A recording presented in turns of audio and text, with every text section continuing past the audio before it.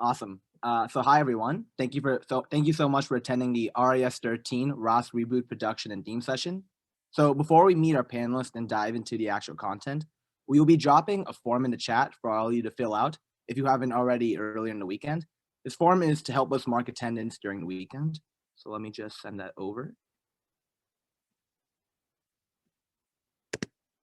All right, sent. So we'll also be dropping a Slido link into the chat for you to send all your questions anonymously. We'll try to get as many questions as we can, but we will most likely leave them to the end of the session, time permitting. So for the session and all others this weekend, we ask that you maintain proper session etiquette, which basically means remaining muted unless prompted by either our panelists or board, and being respectful in the Zoom chat. We would love to see all your faces, so please turn on your cameras. Now, we'd like to hand it off to our incredible panelists for the session, Prerna, Sanika, and Arvind. Feel free to introduce yourselves, and the floor is yours.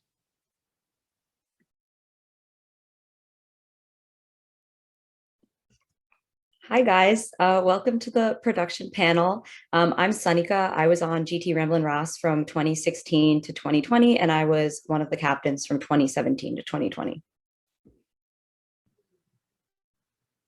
Hi, my name is Prerna. I was part of CMU Rasta from 2016 to 2019, and I was the production manager from 2017 to 2019. And then after that, I was also on RAS 12 board last year as the tech chair, but RIP RAS. Hi guys. Okay, you can hear me. I'm Arvind. I danced for DSD, as you guys can see on the slide, from 2016 to 2019. I was captain in the 2018-2019, and I was really involved in Mario and circus themes. Mario's like my baby, but that's me. So basically in this panel, a lot of you know that artistic elements has become increasingly more important in the Raas circuit, and production has become bigger and bigger every year. So we just kind of wanted to walk you through some of the steps on how to create and execute a great theme. And then at the end, we're going to go through a case study of a team that we think incorporated their theme really well.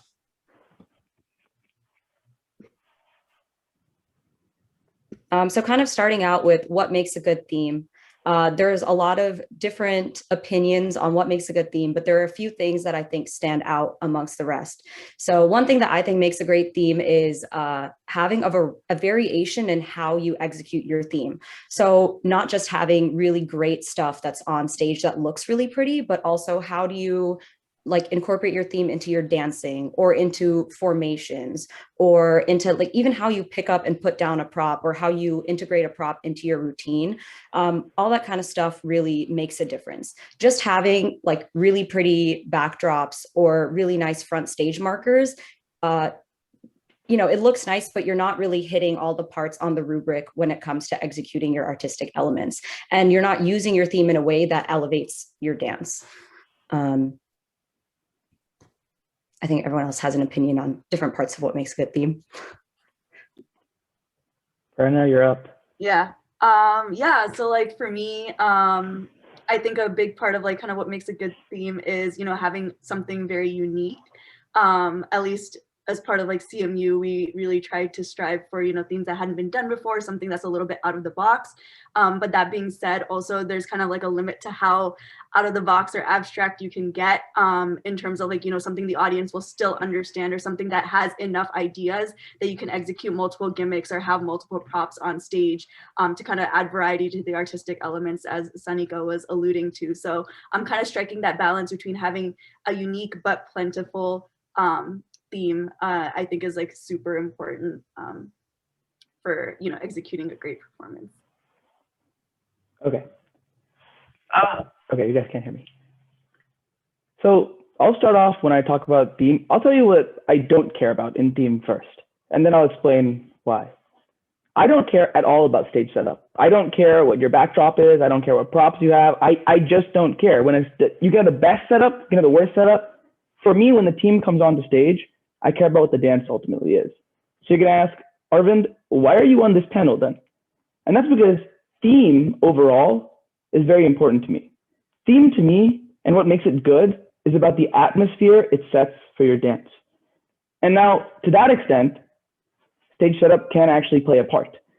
But the thing is, to me, it's not just about the stage setup. It's about how that stage setup interacts with your actual dance. And when there's harmony between those two things, it can really, really elevate how somebody feels about something. And I'll give you just a quick example to understand what I mean by this. So when I graduated in 2019, I would always tell my team, I hate cheesy stuff in theme. Anything that's cheesy, I just hate it. It makes me cringe. I'm like last place, like immediately. It's really dumb. But then I saw GW 2020. Now, GW's 2020 theme, the Stone Age theme, for you guys who aren't sure exactly what I'm talking about off the top of my head, that theme is playful inherently. It's supposed to be kind of silly in that way, right? They do a bunch of cheesy things, but because of the context of their theme, it adds to them. It gives them this playful character, and it doesn't feel out of place. So in that sense, what makes a good theme to me is about timing, atmosphere, and character. And that all put together can add this new element to your dance that just makes it so much more engaging. So when like going off of all of that, there's a lot of stuff that you have to consider when you're choosing a theme, right? Like Prerna said, you want to have an idea that has just an abundance of options to choose from when you're trying to pick and choose what to put on stage. So like a general thing to think about, these are all things that you want to think about when you are thinking of a theme idea. So you should have at least one idea for a front stage marker, at least one for like large backdrops, smaller side backdrops, same for formations that can work into your routine, choreography that's theme related, partner interactions that are theme related would be so cute. It's so fun to see those kinds of things on stage. You want to have props that can be interacted with, whether it be in a boy solo or a girl solo or like partner stuff. Like for example, if you looked at Slew from 2019, they did this like partner move where they had the bullseye and like the what's that thing called, the dart. That's a super cute partner interaction. That's an easy way to integrate props, and it reads really well on the stage.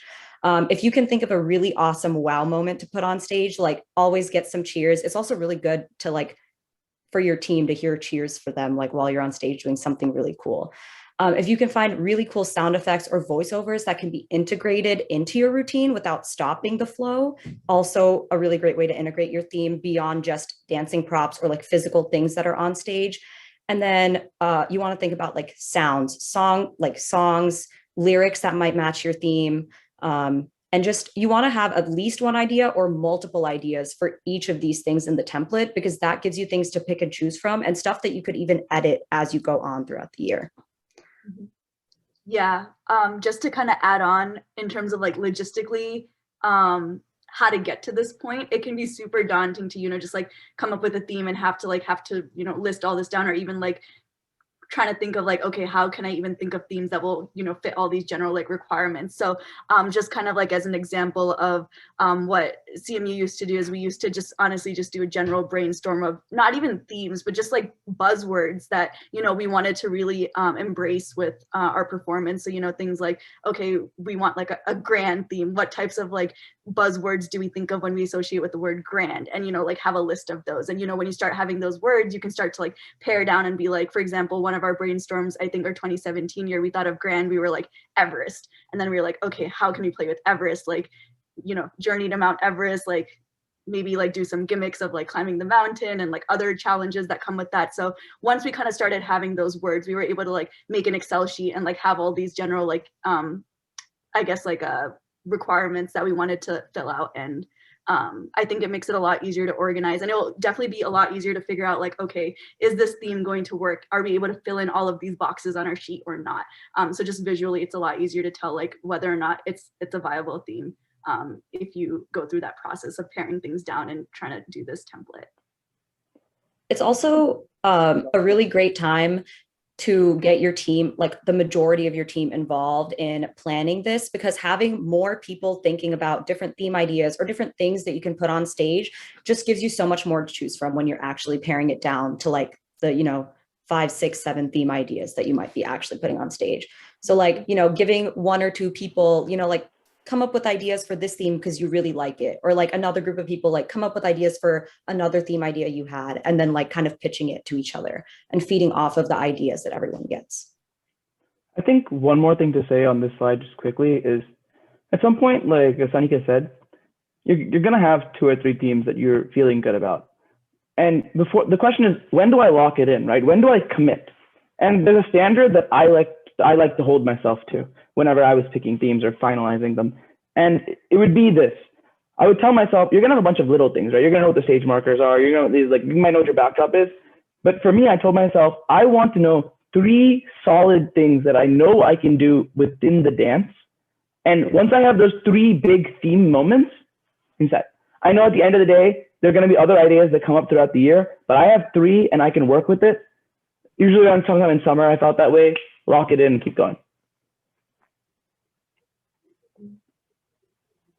So yeah, now at this point, like we have talked about kind of how to go about choosing a theme. So now, say you've locked in your theme, you have like the ideas that you want to execute with your performance. So how to make that a reality? Because a lot of the time there are like a lot of ideas floating on our head. We have different ways of, you know, implementing them, but you just want to make sure everyone's on the same page when it comes to constructing the props and the thematic elements. So the biggest thing that I've taken away is that just because you can visualize it doesn't mean it's implementable. That could be for a variety of reasons. It could be your budget. It could be logistically, you know, you have to fly to all your competitions. You can't have very heavy props or materials that you would originally want to use to like implement your ideas. So at this point, you have to be a little bit more realistic about, you know, what exactly you can do given your resource and like other constraints. So the easiest way to figure that out is, you know, to draw things out, to prototype, you know, instead of investing in like all the materials and then like realizing it's not going to work out and now you have all these materials you're not going to use. It's just better to build things either at a smaller scale or, you know, build one of a prop, try different angles, see if you can like build it in different ways. You know, if you need to travel, see if it's like you can dismantle it and put it back together easily for prop setup. These are things that you have to start thinking about when you're trying to build your props. So for example, like on the screen, we have like our Everest here. We're trying to figure out for the longest time, how are we gonna set up our backdrop? How many mountains do we want? How are we gonna set them up? And so forth. So even just like using slips of paper and just like playing around with how we wanted it to look gave us a lot of better idea of what our vision was going to be and look like at the end, as you can see on the right. So yeah, definitely coming up with multiple ways to approach the same gimmick is also very important, because say you have a really good idea for a gimmick, but the first way that you implement is just like not going to work out. So having different ways that you can approach a problem really saves you a little bit of time of having to go back to the drawing board again and again and even brainstorm different gimmicks when you like have like really good ideas. So always good to have backup plans in terms of that. And yeah, once again, prototype those out until you're confident that you have an implementation that's actually going to be feasible and work. And especially like when you're working with multiple people on theme. So like for me, it was very important to work with like the captains and the vice captains to ensure that whatever choreo and execution they were planning was the same with the vision that we were planning for the backdrop and the props. So you know, just like talking it through, even just like in person, just like verbally, never really, you don't know if you're going to be on the same page and whatnot. So really drawing things out or like making these prototypes together, not only did the captains and the vice captains get to provide their input and be like, oh, this is like the way we want it because then we can dance with it, versus like, oh, I think this would be a great way in terms of like stability of the prop, so it doesn't like break on stage while you're dancing with it. So having those like different perspectives come together and build like the prototype together will definitely also save you a lot of time and miscommunication. So yeah, in short, like it's really important to, you know, just like hash these things out before you invest a lot of time and resources into building the real thing. Okay, so this is my personal take on visualization, how I go about it. So for me, I think the easiest way is, you know what stage you're going to dance on at a certain point, right? Probably sometime before. If you're dancing at a second semester comp, you should know in first semester, right? So you're going to have time. Pull up a video from the previous year's performances on that same stage. If you don't have that, look up the stage and you'll find that there's almost always an audience view angle like this. I don't have any of the earlier prototypes we used, so this is the example we used from RAS 11, 2019. So I pulled the blankest image I could from the previous year's RAS because it was on the same stage, and it's very, very simple, right?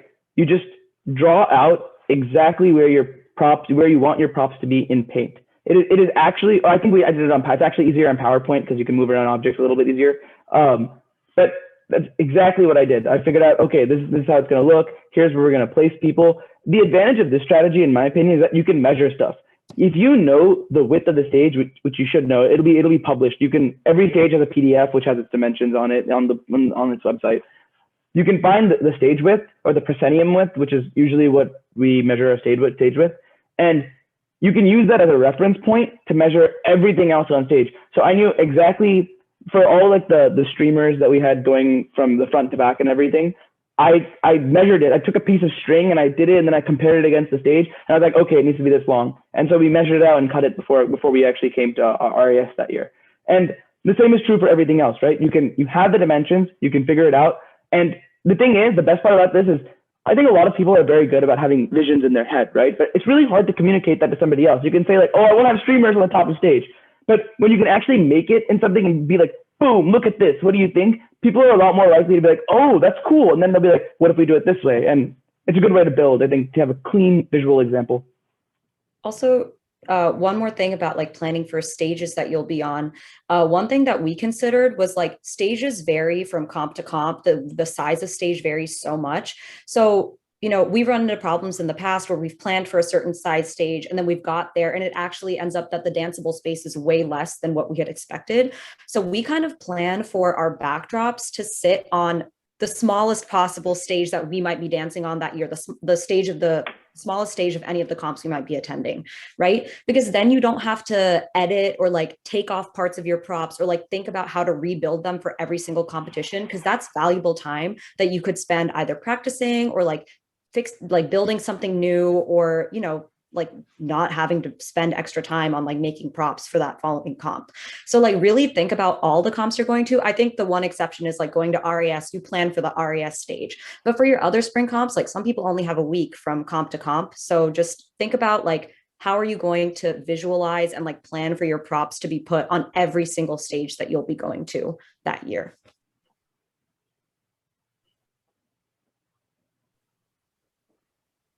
All right, so sorry, go ahead. No, I was saying you're up. This is your slide. Yeah, so we talked a little bit about, you know, prototyping things out. So once you've had a more solid idea of how you want to build your props, now is the time to like figure out, okay, what materials do I need to actually make these a reality? So the biggest thing is budget. And I think that's something that every team should take a look at as early as possible, because props are expensive. And not only is the raw material part of the budget, but you also have to think about things like transport. Are you flying? Do you have to pay oversized fees?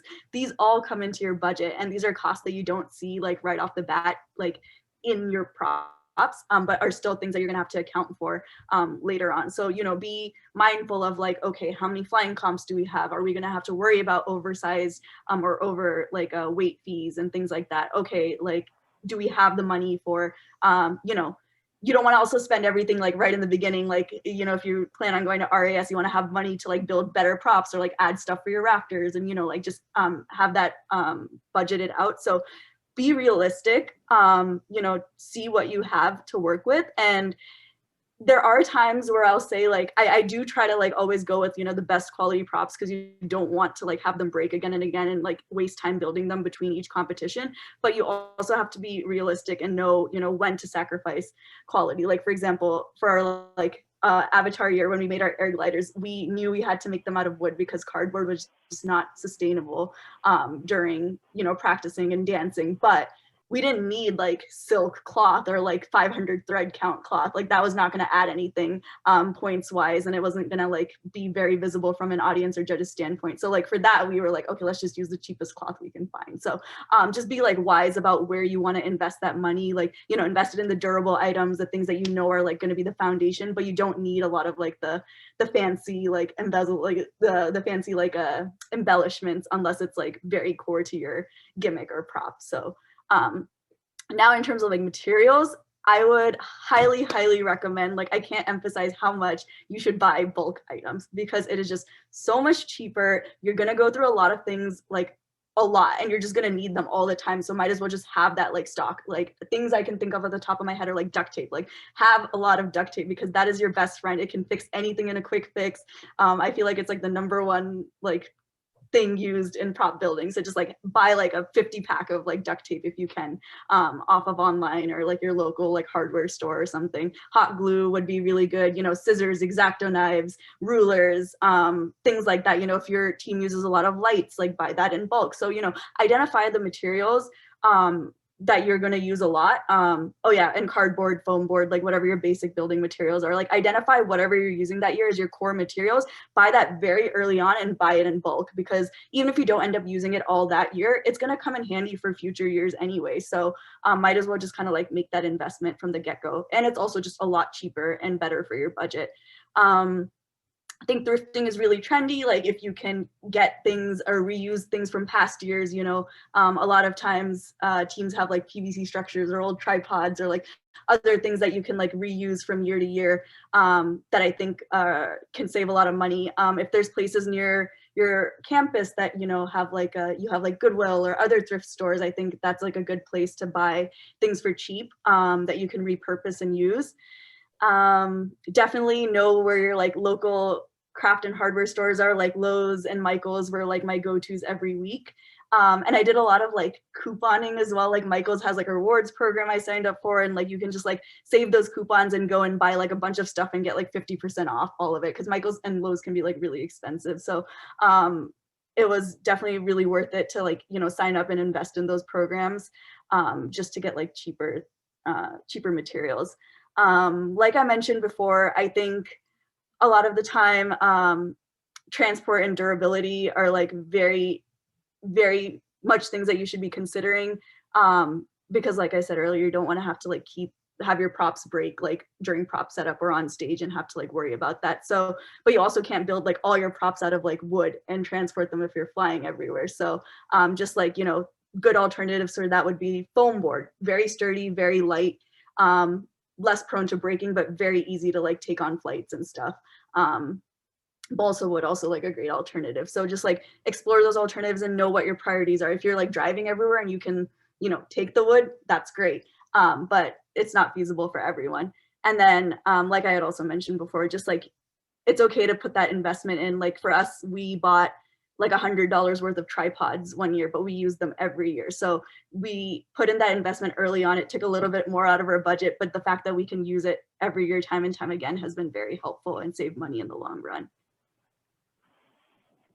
Another thing, I was just, one thing also to keep in mind when you're talking about transport and durability, literally look for the largest suitcase that you can find and then plan for props around like what you can fit in suitcases. Like that's literally what we did for all of our front stage markers last year. They were these like big cardboard boxes, but we checked when they were flat, like, will they fit in the largest suitcase we have? Yes, then all of our like larger props can go in there, you know, like plan for the like what you have to carry on stage.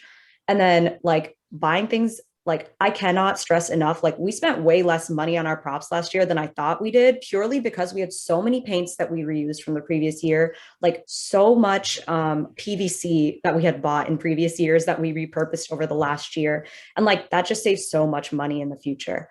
And then, you know, when you're planning your props, think about the scale at which they need to be for judges and the audience to be able to like read what's going on. So like in some competitions, you'll have judges that are sitting in like the back upper level of a auditorium. And so you want to make sure that everything that you have is really large scale that they can read from far away. And then you also want to make sure that when a judge looks at something, if they might be sitting in the front row, because some judges do sit in the front row, like you want to make sure that whatever's on stage, like it might look good from really far away, but make sure it looks good from the front of stage too, right? Like don't sacrifice like the aesthetic up close either. So just think about like the scale that you'll be performing on, how far away might the judges be sitting at certain competitions, like just consider that. And I think that's where like visualization, like what Arvind showed before, is super helpful for understanding how tall or like how large or small your props need to be to read well on stage.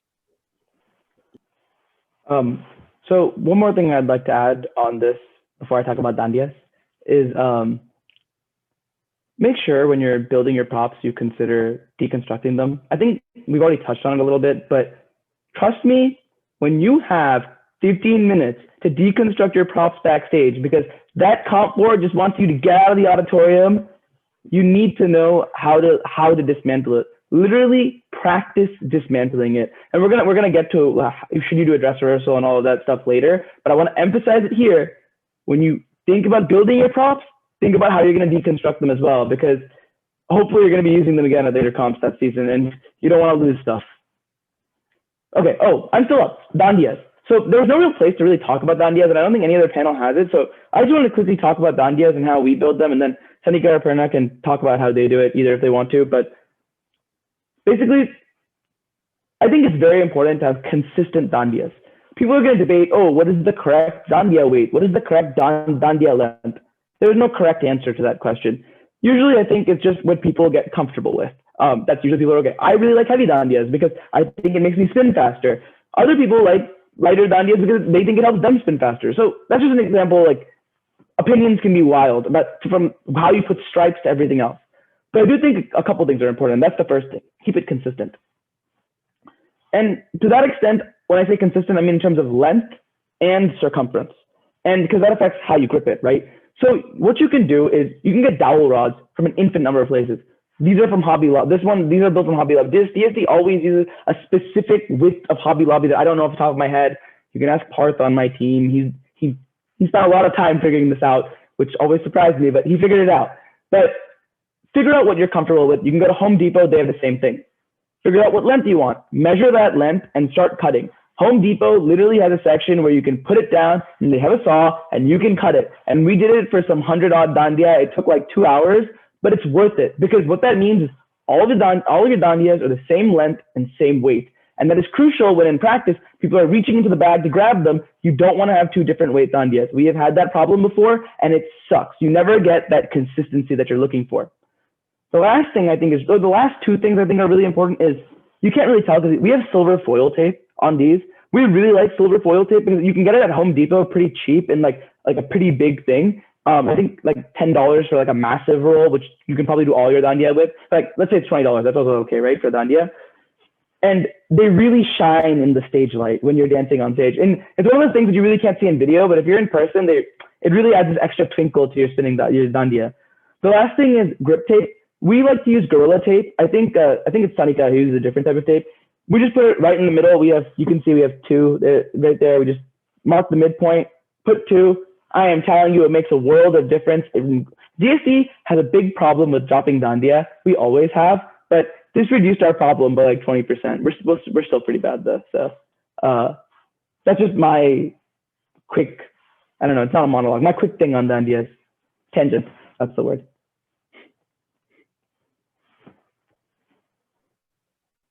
Cool. So now you have your materials, and so it's time to actually build the props. And so this very much, I think, disclaimer, just like will be based on like how your team functions, what your team dynamic is, and like kind of how the props building sessions go. But for this, I'll talk about it in the context of kind of what I did in the past. So the biggest lesson learned was you have to plan what you're going to do with your prop sessions ahead of time. Like for us at CMU, we built as a team. So we would have the team come and like do the prop sessions together. So when you're managing like 20 some people, it can get really chaotic. And when there's a bunch of like props being built at the same time, you need to know exactly like what you want to get done that day, what was supposed to get done, and like have all those materials ready. So what I would do is like over winter break, before like our spring competition semester, just sit down, write down all the props we need to build, how we were going to build them, what the materials were, and then kind of like write a step-by-step plan of like how they would be built and how much we wanted to get done realistically in a session. So like our sessions were like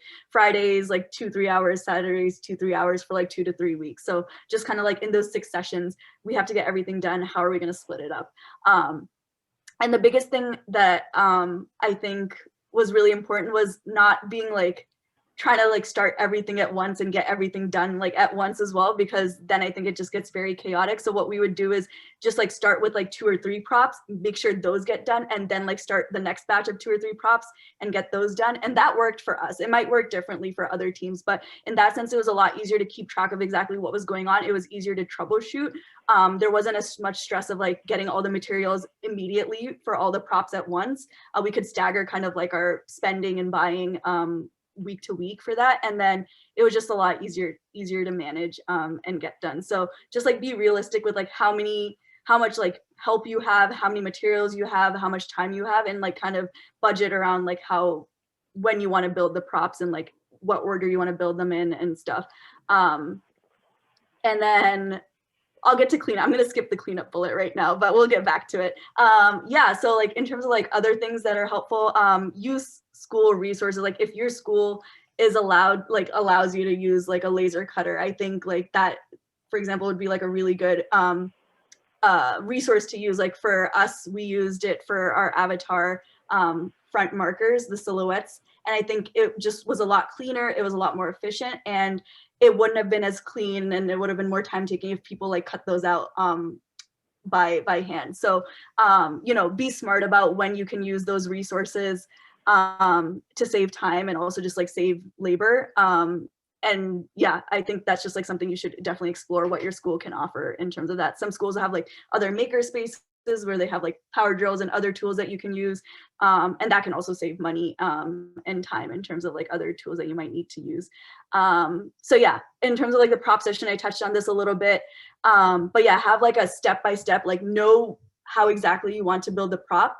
What we would do is I would like kind of figure out who on our team was like very artsy and loved to paint, who was very good at like, you know, cutting and building and doing all like the more hardware stuff and stuff like that, and split the tasks up based on what people enjoyed doing and people's strengths, and just kind of like assign them that section of the prop or like that prop in general. And I'd be like, okay, here's a picture of what I want, or here's a step-by-step of what I want with dimensions and everything, and just like follow the steps or follow the picture and do it, and just ask if you have any questions. And I think that like gives people the expectation of what you want. They're not sitting there being like, okay, now I have to like brainstorm how I need this prop to turn out. Like I told them exactly what to do. There shouldn't be any like I guess like extra like brain work going on there.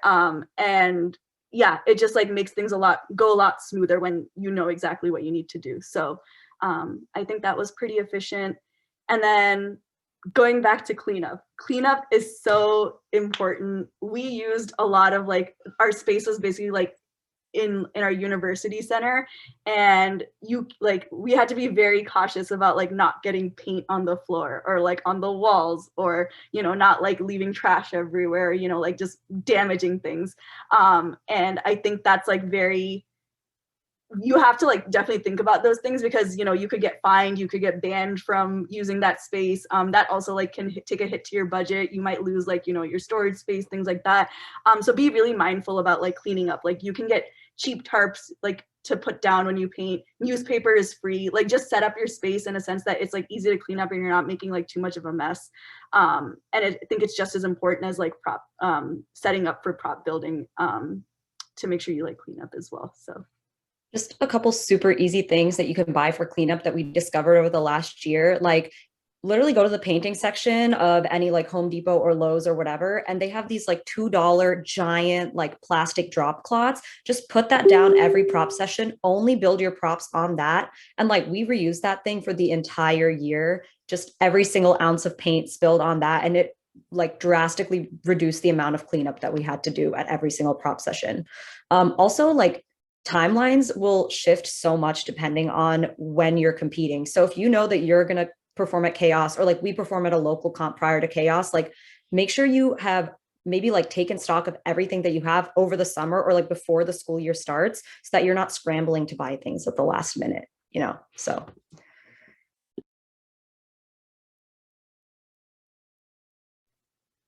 All right. Okay.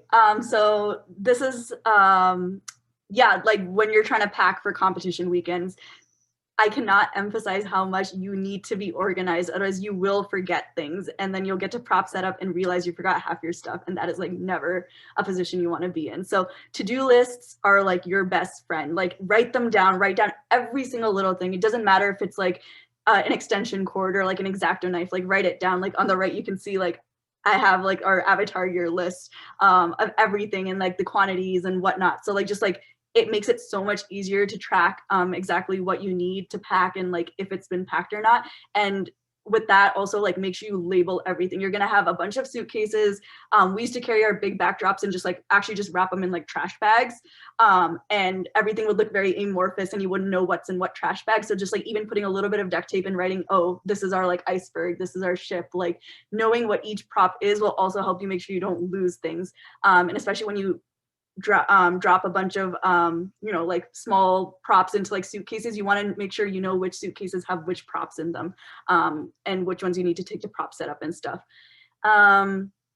Also weigh your suitcases. Definitely, like, you know, if you can keep under the overweight limits, that's better because then you save money. But also, like, you know, be weary of like how much your suitcases are weighing. Make sure they're kind of all like evenly split as well. Things like that.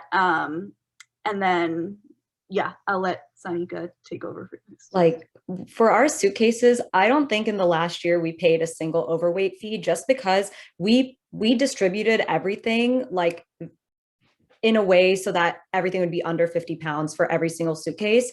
And we labeled everything, and also make sure during props breakdown, everything goes back into the suitcase that it's labeled. That's why we created, you can see our spreadsheet. We named all of our suitcases, ignore that. But underneath, you can see the list of like every single thing that went into each suitcase. And we told our like props people who were breaking down at the end of the competition, everything needs to go back into the exact same suitcase so that you avoid any last minute like scrambling to fix what goes where as you're flying back from your competition. So like if you plan your props ahead of time and you plan for like, oh, I'm going to go to flying competitions, you'll likely like, you can avoid, you know, any kind of like overweight fees, like if you plan smartly. And also like this kind of goes into the prop setup run through dress rehearsal. Like if you know that certain people are going to prop setup and they need to build large scale props, make sure that they've practiced it at least once, if not like twice, before you go to that prop setup. So they're not just standing there waiting for you to give them instructions on what to do, because your prop setup will run so much more efficiently once you get onto that stage, or like into that prop setup space. Arvind, if you want to talk more about dress rehearsals and run-throughs. I'm going to touch on it really quickly. Just if you have not set up your products before, especially if you don't have that much experience prop setup, make sure no matter what, you do one dress rehearsal before your performance. It is very, very important. And then when I say dress rehearsal, I mean everything from how long, there are two parts. First, how long will it take you to actually build your props? That's the prop setup part. That's your dress rehearsal for prop setup. The second thing is practice bringing your props onto stage. If your team has no experience doing that, they will mess it up. Trust me, these comps, it's complicated. Everybody's props are all mixed together in the back. They don't have a lot of space. And to get that out and move it in time when you're super nervous because you're about to perform, it needs to be autopilot. So just practice that. You just need to do it once. One time is enough. People will get the hang of it. So just don't be like, oh, we have to clean this one song. No, prop setup is more important. Really quickly, I just wanted to talk about like incorporating judges' feedback, just as like a preface. Like everyone kind of has their own opinions on like what is a good theme. Like every judge like has such a variety of what they like to see on stage. So when you're incorporating feedback, like obviously like listen to what the judges are saying, because likely you'll see like there's a lot of similar viewpoints throughout the circuit, but also choose what's gonna like have the most benefit for you and your team in the long run, right? So like a really simple thing I just wanted to show you, like this is our stage that we had at Chaos, the one on the left, and then on the right is the stage that we had at like Rangilo and like our last two comps. So like you can see this flag that we had. Someone made the comment like it looks like a pirate flag. I didn't understand like what you were trying to do there. You know, like, oh, you have this map, like why is it there? It doesn't really take up that much space. It's kind of small, like it doesn't really read that well, things like that. So we kind of wanted to like fill out our space a little more. You can't see what's on the Let's Go Jacket sign. So just like small things where judges were like, oh, maybe like try to think of things that will read more clearly, like this is the atmosphere that you're trying to set up. So we tried to incorporate that in our spring comps. So that was like adding this like little schoolhouse. Like you can clearly tell like that's like a one room little red schoolhouse. Like it's easy to tell that your theme is going to be school, you know, like having the Let's Go Jacket sign be in like black letters instead of in like white letters like before. Now you can tell like, okay, that's what it says on stage. And then like we added this little like bookshelf thing underneath just to like fill out that space, because it felt like there was a lot of empty space. And like this stage was quite wide, so there was a little more like empty space in between. But at another comp we went to later, everything was literally side by side, like perfectly filling out that back of stage. So just these like, I think these small like changes that we incorporated just in like the backdrop, made it a lot, like they just read a lot better on stage. They set the atmosphere for like what we were trying to do. But ultimately, when you're incorporating judges' feedback, like think about like what is the effect that you want to put on stage, think about what will read well, and like what, you know, you don't want to spend too much time and too much money on these props just for like a small boost or like a small thing. So think about what will make the biggest difference. And So now, our case study. yeah, our little case study.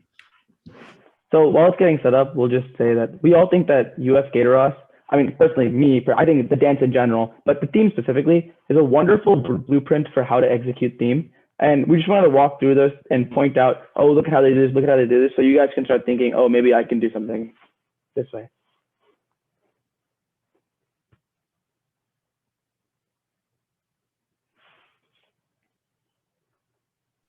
Are you sharing audio, Rona? My bad. I thought I was. Let's see. Stand by, technical difficulties. All right, go. Come on, let's wrangle up the cattle. When the road looks rough ahead and you're miles and miles from your nice warm bed, you got a friend in me. Right. Yeah, you got a friend in me. Okay, everybody, coast is clear. Gentlemen. DJ Dibs.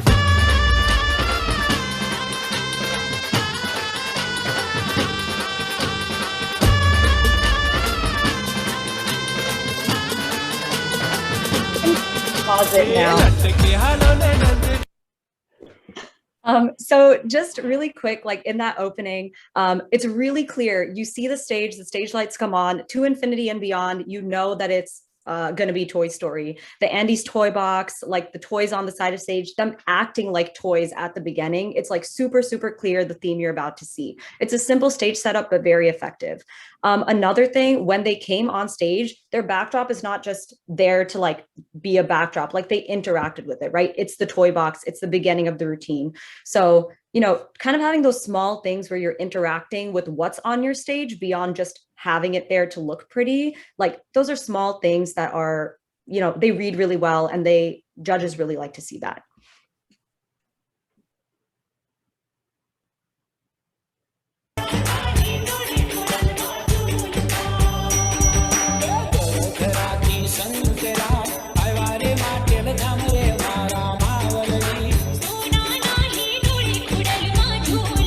Okay, you can pause it there. So this is UF's incredibly iconic hat choreo. If you're around at the time and watching this live, that shit hit. I shouldn't say that word. That was amazing on stage. It was really, really great. And the reason why is because theme, like I pointed out, to me at least, is about atmosphere. And bringing a hat on stage is nice. But look at what they do with the hat, right? There's so many character pieces. There's the girl putting the hat on the guy's head. That's cute, right? And then, of course, there's the little hat choreo that they do with the stepping. It's great because they break the pace of Trantali by using different footwork so that immediately catches your eye. And then if you watch some of the couples, the interactions between them, it perfectly captures the Toy Story vibe along with something cute. So it's a great example of using theme as a way to elevate your choreo and using a prop as a way to elevate your choreo. You can't do that choreo without a hat, right? So, and here's one way I'd like to point out. It's really nice to think about it. Let's say we removed Toy Story. We completely removed Toy Story, the theme from this entire dance, and all you saw was the choreo, right, with a hat. That's still really good choreo. But when you add the atmosphere of the theme on top of it, it elevates it. It gives it that extra dimension that really hits you and makes you be like, wow, that is a good theme. So I really like the hat choreo. I'm a big shill for it.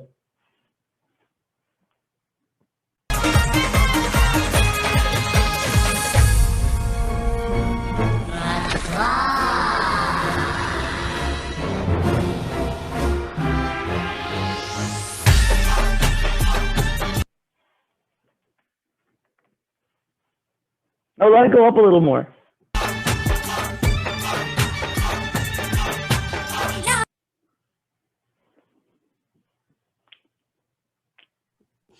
All right, Who wants so to talk about this one? Okay, go. So this claw gimmick is like a super simple transition, but it like reads really well on stage. You know what's happening. You remember it from Toy Story. Like it's just cute. It's a good transition to have like from song to song. And it's a really good use of the rafters as well. Like having something come on stage and having it lift up. Yeah.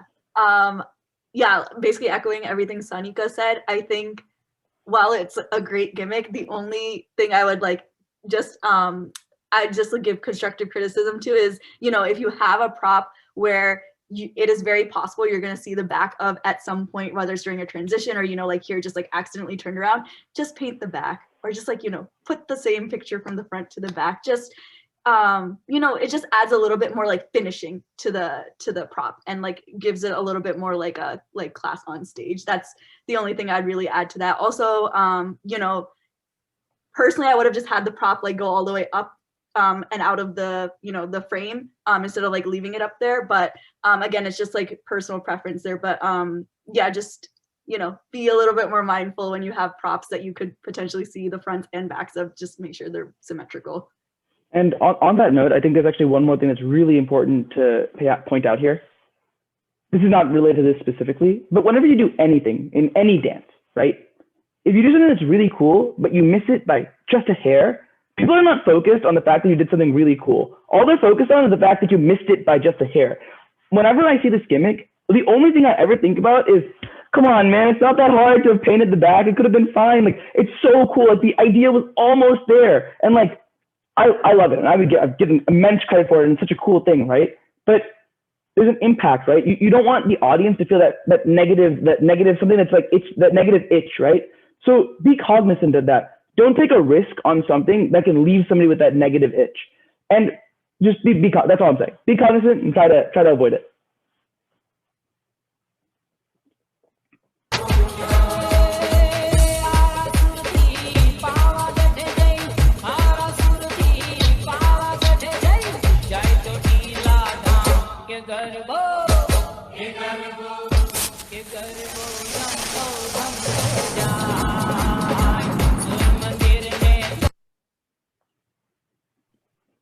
So this is another like really great gimmick. I think the thing that's like the best about it is that it's kind of unexpected. You don't think that they're going to interact with this rocket that's on the back of stage. And the way that they did it was really by using choreo to get into this formation. They used a cascade to imitate like the lighting of the fuse, and then they interacted with the prop on the back of their stage. So it's just a really great way that they checked boxes on every single part of their of the judges rubric, like literally in choreo, in like execution, and in theme. And they use their theme as a way to elevate this part of their performance. Prerna, did you? Yeah, one more thing. I think the other thing I really just quickly wanted to point out was the fact that they had like those extra sound effects of like the match lighting and then, the rocket going. Like, it wasn't interruptive in any way. It didn't stop the music. It just seemed like very seamless with the choreo and the performance there. So I thought that also just like enhanced the gimmick. So something we tend to forget, but can actually really like elevate artistic elements is having like those sound effects or those like little like mix changes in the piece. So. And it like didn't stop the flow of their performance, because a lot of times like you'll see teams that'll use voiceovers, but they'll stop their mix and then put a voiceover or a sound effect in and then keep going, and kind of finding ways to integrate it into your routine without having to stop the flow is super important. You don't want your theme to disrupt the flow of your routine. You want it to just like keep audience engagement, keep judges engagement the entire time. And that's what UF did really, really well in this set.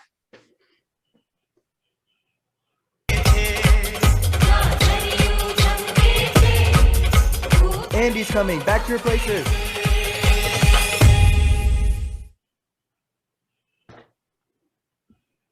And then their closing was just like another little theme interaction. Like it's really clear this is the end of the performance. Again, they interact with their like with their backdrop, but it also is like, oh, he didn't want the toys to know that they were like, up and dancing like while he was gone. So it's just a really cute way to close out the theme. It fits the theme and the story really well.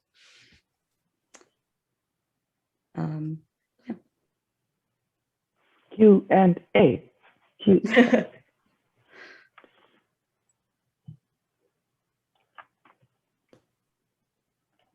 So that's all we had for our presentation. And now I guess we'll open to questions.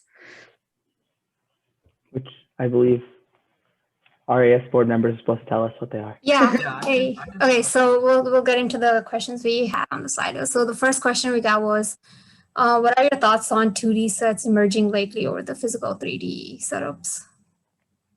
Okay, I'll give a quick opinion on this. Honestly, I don't think any of that matters. Sure, people like 3D stuff. It can look cool. We did that. We tried to build a really 3D set and all that stuff. Ultimately, I think it all comes down to the atmosphere of your set. People in the Raas circuit aren't super concerned about, oh, like, is this like perfectly three-dimensional or not? It's all about, to me, I think it's all about what you do with it and how you do it. Perfect example, GW 2020. A lot of their stuff is 2D and simple and ordinary objects. They don't have any complex, high budget, incredible, like the material itself. But because the ideas, the things that they're doing with them are super cool, it still hits you really nicely. So you can do 3D if you want to, but don't feel like you have to. It all comes down to the ideas. Yeah, I think I would generally agree. I think that, yeah, it really is like how you use like what you have on stage and like what kind of atmosphere you're trying to set. He's right. But one thing is like, I do think sometimes having those 3D pieces or things that aren't like, you don't want to use all the same shape, right, on your back of stage, because it just creates a little bit more interest. Like even during those down times when like, you know, transitions are happening, or like maybe you might have like an empty stage, you want people to like want to look at the stage. You don't just like want to look at like an empty backdrop. So just think about like, how will you like maintain the engagement of your audience and your judges and like decide. Yeah. Next question. How do you get your team to help with props outside of practice? Sometimes we have prop days and no one shows up. Beg and plead. That's all I got. Anybody else? For us, I don't even know. I don't even think I was like that scary, to be honest. I just think like people actually like came. I think is one is just like setting the expectation, like, hey, like these props are like for the team, they're for our performance, and just kind of like instilling very early on that things should be. Yeah, just making it very like you know, just an expectation from the off the bat that like, hey, like these props are for like us, and like the effort you put in is like the effort that's like, you know, gonna be representative of like the team and like our performance, and just kind of like putting in the mindset that like, yes, like props are just as important as practice or choreo, and you know, having that sort of like pep talk like vibe thing. The other thing I think was like having accountability, so not just being like, hey, like show up and help where you can, but being like, hey, you are in charge of this prop or like this section of the prop, and instilling that like responsibility of like, you need to finish like this assigned section, and like, you know, being a little bit more flexible, like, hey, you can't make it on Friday, like great, but you're still responsible for like, you know, getting this done at some time, so like coordinate that with me. And it doesn't even have to be like a big thing, like you don't have to be like, oh my god, you have to build a whole prop yourself, like no help there, but just like, you know, just being like, hey, like we're counting on you to like get this one piece done, and like, you know, once you get it done, like that's it, like you're relieved of all responsibility. Also, like for us, we really enjoyed it because we made it like a hang, like, you know, it's just like team bonding. We got food sometimes, we, you know, watched live streams of other competitions while we built props. We tried to make it like a very like a, you know, get to know each other, like chat, hang, bond, sort of thing. So, you know, just having like a more like exciting atmosphere, a little bit more inviting. Obviously still like making sure you're productive alongside it, but, you know, just being like, hey, food, like let's all get like order dinner or something, or like, hey, let's all watch like this live stream of this competition, and, you know, things like that. I think make it a little bit more inviting and entertaining to the group. Yeah, especially if you like I said, we start our props so early in like October or before. It's a great way to get to know new members of your team, get new people involved, because a lot of times the newer members aren't necessarily dancing. So this is a great way for them to feel like they've also contributed. So really emphasize like you coming to this like props, whatever props day is like your way to contribute to the team. And it really helps everyone feel like they're involved and like valued. Cool. What is your team's typical prop budget per year? Okay. I guess this is more of a leadership kind of finances question, but I'll try to give you the best answer I can. So we have dues every year that we have, and those dues go to everything towards, what we do is, DST gets no money from, UT gives us no money. So we have $200 dues twice a year. So that's $400. And we can get into how we convince our team to do that. We can't get into that here, but that's basically our budget for everything, for all comp fees, for everything except airlines. We use from that $400. Oftentimes we go over budget on props. So all I can tell you really this is, if you really care about it, you're probably gonna have to pay out of pocket. Otherwise, it's just be as cheap as you can, because there is no one set budget. It all comes down to what are your reg fees that year. Honestly, it comes down to reg fees and whatever's left over. And it depends on how many teams you have, what you're getting, all that. Cool. Moving on, any advice for traveling with PVC? Do you cut everything to fit in the suitcase, or do you still have to carry some extra long pieces? We cut everything to fit into a specific suitcase. And we planned to have, them be that certain length. And we planned all of our PVC structures based off of the length of that suitcase that they were going to go in. I think there were a couple cases where we might have had longer PVC, but we also had a bag for that. So I think our freshman year, we used to have to wrap it in trash bags, and it just became such a hassle to carry everywhere. If you can make all your props fit into a suitcase or into a bag that you have, it's the easiest thing. Just cut it to size. And usually they'll be still very pretty large, find a large suitcase and find ways, or those not ski bags and stuff are a great way if you want to have really long PVC, get those ski bags and you can put tall things in there. Sweet. Moving on, which material do you think is the best to use to hang backdrops? Tripods, PVC pipes. How about props that move? For us, we used all of those things. I think investing in a very durable, large, tripod backdrop stand is worth it, just because they take up the least amount of space backstage. When you're thinking about storing props, or even just how much they're going to invade on your dancing space. I think that's a worthwhile investment. PVC is something that you might need to use if you have something that's very front heavy that might not be able to be held up by the weight of those backdrops. I think it really depends on what kind of prop you're trying to build. And then, if you have a prop that you need to move, it's not too difficult to put wheels on the bottom. Last year, our the pencil sharpeners that we had people dragging them on and off stage, and judges were can you just make it move a little smoother so that it's not as obvious that they're struggling to bring it on. It's not hard to find just some wheels that you can put on. But that is a little bit easier to do with PVC because you can drill holes in that versus a tripod. So I don't know, it's a little bit of trial and error, and also depends on what you're trying to build. Cool. Moving on, what do you consider when trying to put together handheld props? / what are some ways to incorporate handheld props into choreo?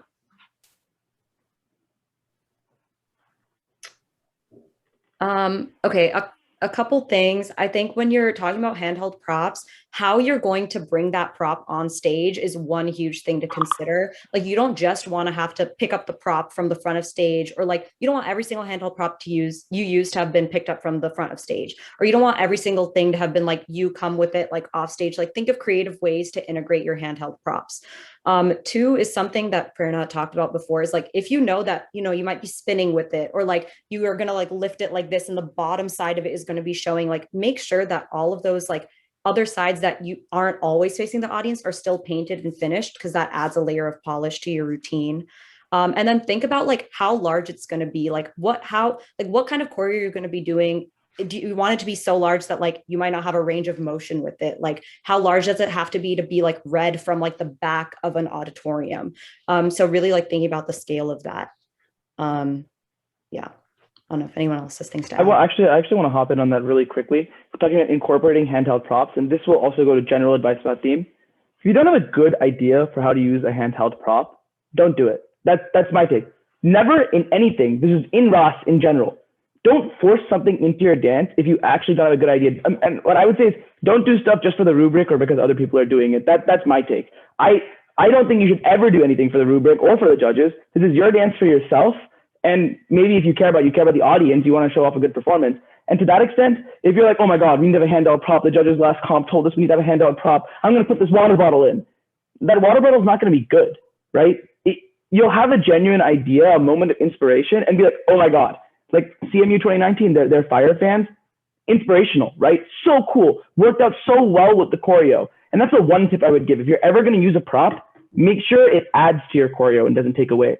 I think in boy solo stabs are also kind of cool because you can do cool things with them when spinning them around. But other than that, stay away. It's my general idea, my take. My general, like, I didn't do a lot of choreo, and like you can respectfully disagree with this, but my general rule of thumb when I was watching a performance is like, if you can do the choreo without the prop and it still makes sense, then the prop isn't adding anything. Like, if you are able to do the choreo and you don't have the prop and you're like doing something that doesn't really make sense, like the prop is enhancing that choreo or like integrating into that choreo. But if you're able to do the whole thing and you're like doing basic Raas moves while just holding like a prop in your hand, that's not gonna add anything. And at that point, it's just better to not have it and like let the choreo be the main start of the show. I think you guys are basically going into this question, but the next question is, what are some good examples of choreo that is elevated by theme, similar to UF's hat moment in the Trantali? I think thematic choreo to me is whenever you do any motion that is representative of something else. In the choreo one, I talked about like the lasso choreo that Raga does. It's a really simple example of something that's like, even if I remove, like I said, if you remove yourself from it, it makes sense. In the context of the theme, it makes even more sense. I think those are the best examples. I think, frankly, I think thematic choreo is the best part of any theme. And to me, it outweighs everything else. You take something like CMU 2019's earthbending gimmick, that is the best type of theme because they're doing something physical and they're converting the people on stage into a literal earth, right? And you understand that. It makes sense when you see it, right? But it's also a cool stage effect. That is the best way, in my opinion. And there are a lot of examples, but frankly, rather than me telling you them, you should go watch and think, I thought this was really cool, and then figure out, oh, this is why I thought it was really cool. I mean, my opinions don't matter anything. What matters is what you think. I think some examples of like good like formation / choreo theme integration.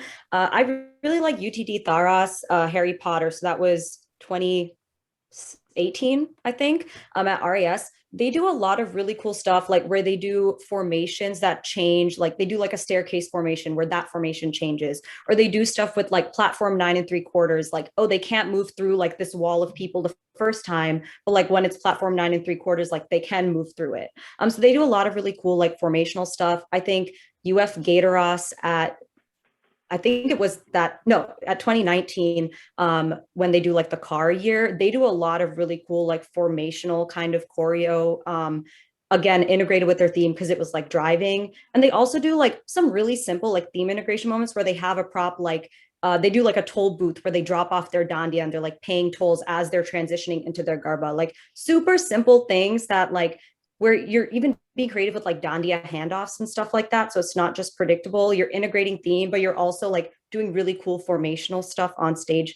I think like those are a couple of examples I can think of off the top of my head.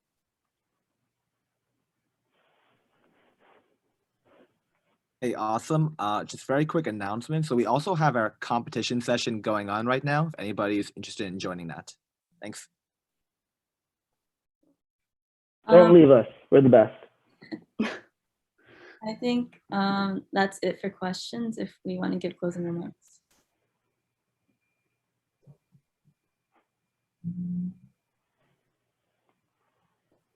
Oh, well, thanks guys for coming to the production session.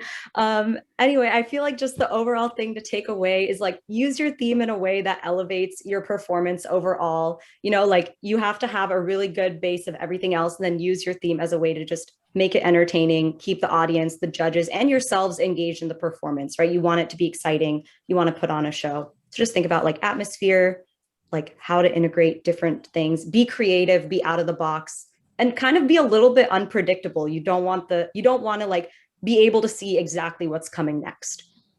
But yeah. I think as a closing comment for me really quickly, I think there's been a pretty big debate over, it's been there from before I was joined, so way before y'all's time, right? Like from 2015, people have been saying, theme is taking over Raas. Nobody cares about the dance anymore. Like that's a really common thing, and I'm sure you guys will hear it a bunch. And I would say, there is some truth to that, but it's also not the truth. And what I mean by that is that, yeah, theme is becoming a bigger part of dances. But to that extent, themes are also getting a lot better and a lot more creative. And I think that the reason why a lot of older people are upset is because it feels like people are doing theme at the expense of the dance. So I think what Sanika was saying just now is perfect. It should elevate your dance. And if you're able to create that harmony, you're adding to your choreo, you're adding to the dance, and you're adding to the audience's immersion. So think about that. If you're creative and you're able to do stuff that makes sense with the dance, everybody's gonna love it. Otherwise, people are gonna, say that standard complaint, theme is taking over. So something to think about. Yeah, I think, yeah, I was just gonna touch on the same thing where there's like, it's not like just like the choreo and like, your theme, like they should definitely be working together. Like they're not mutually exclusive by any means. And in fact, I think if anything, like theme is there to like accentuate and like elevate your performance, as the other two have touched on. The last thing I would just say is it's okay to take risk. And I definitely think it's very important, especially when you're trying to, get that wow moment or like have that out of the box creativity or spontaneity. I think, like we touched on before, obviously like try these things out, do a lot of trial and error, but like don't limit yourself to be like, oh, I can only do this because it's been done in the past. Like think outside, like reach into the unknown and like, take risk, like really anything. Like we've seen so many cool things over the years, and there's so much that can be still done. So don't be afraid to do something that hasn't been done, for sure. Yeah,